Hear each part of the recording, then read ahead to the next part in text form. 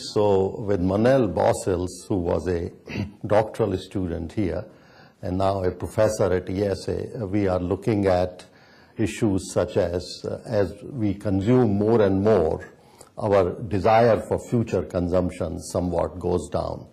So for example, you find in country studies that as income increases beyond certain basic level, then happiness or well-being index does not increase. In Japan, for example, income has increased in last 50 years several fold, but well-being index has remained about the same. The same story is true in the United States.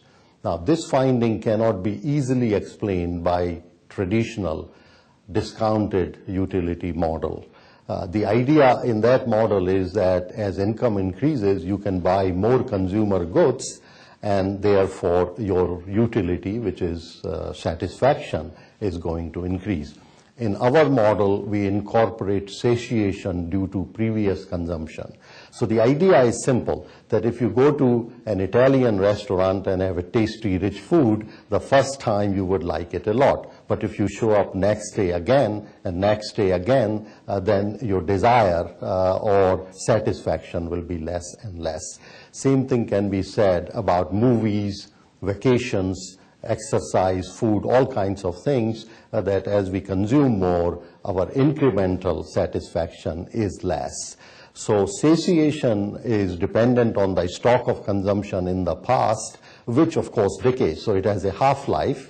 So if you went to the same Italian restaurant a year from now, you would enjoy it equally more.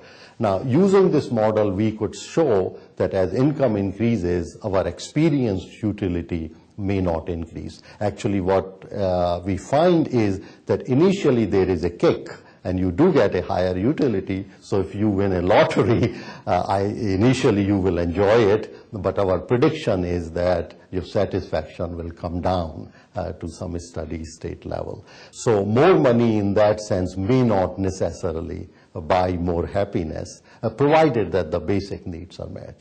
So next question then is, what is it an individual can do to improve one's happiness? And we are working on a second paper. Basically, happiness is multidimensional. It is not just money. Social relations are important. Emotional needs are important. Even spiritual practices are important. For some things, such as socializing with friends, people feel very happy about. Now, they also find commuting on 405 is stressful, and frankly, so is talking to your boss. But we cannot avoid talking to boss. That won't be a good idea. So what we are going to look at is that what is under your control or anybody's control is time. So if people spend more time in developing friendship and in kinds of activities that truly give them happiness than simply chase after more and more money, they would be happier. Now, spiritual practices, there are some very interesting, fascinating research. Neuroscientists are finding that people who are engaged in some spiritual practice, let's say an example would be meditation, but there could be many other examples, they find greater activity on the left side of prefrontal cortex, which is associated with cheerful disposition or happiness, and the right side is, of course, negative emotions and depression. So they find, for example, extreme cases, Tibetan monks, and they find there is a lot of activity on the left side, which is associated with happiness. So we do have some control over our own happiness.